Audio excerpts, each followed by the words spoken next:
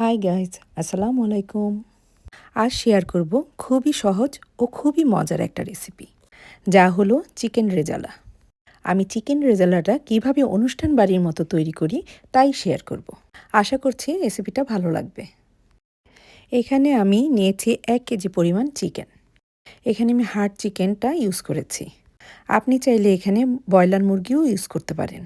So যার কাছে যে চিকেনই আছে তা দিয়ে এটা তৈরি করতে পারবেন। প্রথমেই চুলায় একটি প্যান বসিয়ে তাতে দিয়ে দিব আধা কাপ পরিমাণ রান্নার রেগুলার তেল। এখন দিয়ে দিব কিছু গরম মশলা, যার মধ্যে রয়েছে এলাচি, দারচিনি, লং ও তেজপাতা। এবার গরম মশলাগুলো হালকা ভেজে নিয়ে দিয়ে দিব 1 কাপ পরিমাণ পেঁয়াজ কুচি। পেঁয়াজ কুচিটা 2 থেকে 3 মিনিট ভাজতে থাকবো যতক্ষণ না পর্যন্ত সফট হয়ে আসে। পেঁয়াজ সফট হয়ে এলে দিয়ে দিব 2 টেবিল স্পুন আদা বাটা এবং 2 টেবিল স্পুন রসুন বাটা। আবারও 2 থেকে 3 মিনিট ভাজতে থাকব যেন আদা রসুনের কাঁচা ভাবটা চলে যায়। এবার দিয়ে দিব স্বাদমতো লাল মরিচের গুঁড়া। দিয়ে দিলাম ধনিয়া গুঁড়া ও জিরা গুঁড়া, যা আমি 1 টেবিল স্পুন করে নিয়েছি। লবণ দিয়ে দিব স্বাদ মতো।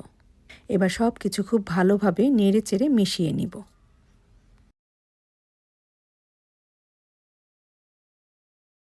চুলার হিটটা থাকবে মিডিয়াম টু হাইয়ের মাঝামাঝি।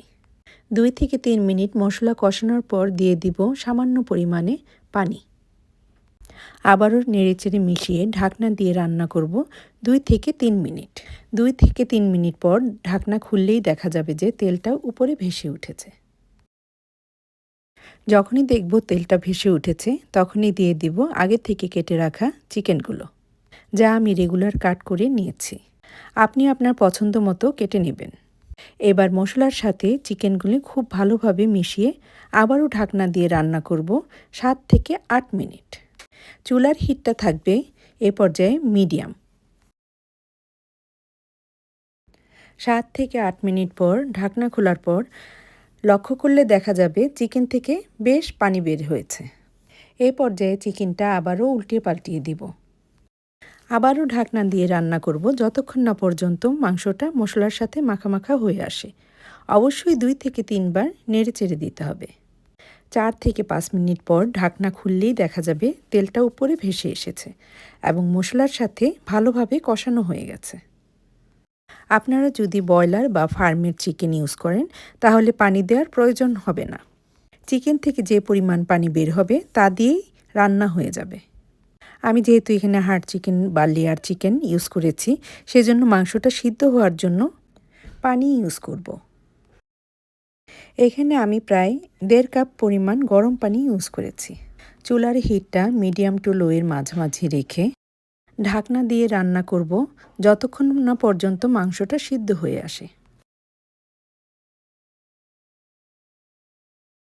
মাংসটা সিদ্ধ হতে থাক, এই ফাঁকে একটা স্পেশাল মিক্সচার রেডি করে নেব। এবার একটি বাটিতে নিয়ে নেব 1 টেবিল স্পুন পরিমাণ কাজু বাদাম। আপনার কাছে যে বাদাম আছে সেই বাদামই আপনি ইউজ করতে পারেন। দিয়ে দিব আধা কাপ পরিমাণ পেঁয়াজ বেরেস্তা এবং আধা কাপ পরিমাণ টক দই। এবার সব কিছু একত্রে ব্লেন্ডারের সাহায্যে ব্লেন্ড করে নিব এবং এক পাশে রেখে দিব পরবর্তীতে রান্নায় ব্যবহার করার জন্য। এবার ঢাকনাটা উঠিয়ে একটি কাঠির সাহায্যে চেক করে নিয়েছি যে মাংসটা সিদ্ধ হয়ে গেছে। এই পর্যায়ে দিয়ে দিব আস্ত কাঁচামরিচ প্রায় 7 থেকে 8টা এবং দিয়ে দিব 1 টেবিল স্পুন পরিমাণ কিশমিশ, 3 থেকে 4টা আলু বোখারা এবং দিয়ে দিব রেডি করে রাখা টক দই, পেঁয়াজ বেরেস্তা আর বাদামের মিশ্রণ। দিয়ে দিব 1 টেবিল স্পুন চিনি। এটা অপশনাল, এটা আপনি ইচ্ছা করলে স্কিপও করতে পারেন। এবার চিকেনের সাথে খুব ভালোভাবে মিশিয়ে নিব এবং রান্না করব 5 থেকে 6 মিনিট। এবং রেজালার গ্রেভির জন্য দিয়ে দিব 1 কাপ পরিমাণ লিকুইড মিল্ক। রেজালার গ্রেভিটা মিল্ক দিয়ে করলে রেজাল্ট ভালো পাওয়া যায়।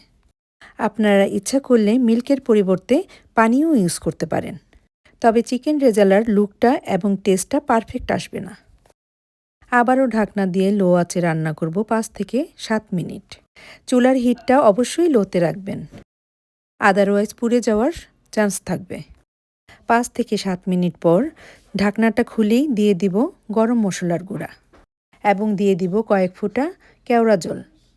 এটা ইউজ করা হয় শুধুমাত্র সুগন্ধির জন্য। ইচ্ছা করলে আপনি এটা স্কিপও করতে পারেন। এবার সব কিছু খুব ভালোভাবে নেড়ে চেড়ে নিব এবং ঢাকনা দিয়ে অপেক্ষা করব 8 থেকে 10 মিনিট। এই 8 থেকে 10 মিনিটের মধ্যে 2 থেকে 3 বার নেড়ে চেড়ে দিবেন, আদারওয়াইজ তলানিতে লেগে যাওয়ার ভয় থাকে। এবার চুলাটা বন্ধ করে দিব আর সেই সাথেই খুবই সহজে এবং ঘরে থাকা উপকরণ দিয়ে খুবই মজার চিকেন রেজালা তৈরি হয়ে গেল। গরম ভাত, পোলাও, রুটি যে কোনো কিছুর সাথেই পরিবেশন করতে পারবেন। আপনার পছন্দ মতো চিকেন দিয়ে চিকেন রেজালা তৈরি করুন এবং পরিবারের সাথে শেয়ার ও এনজয় করুন। আশা করছি রেসিপিটি ভালো লেগেছে। পরিবেশনের আগে কিছুটা পেঁয়াজ বেরেস্তা ছিটিয়ে দেব। ভালো থাকুন, সুস্থ থাকুন, আমাদের জন্য দোয়া করবেন। আল্লাহ হাফেজ।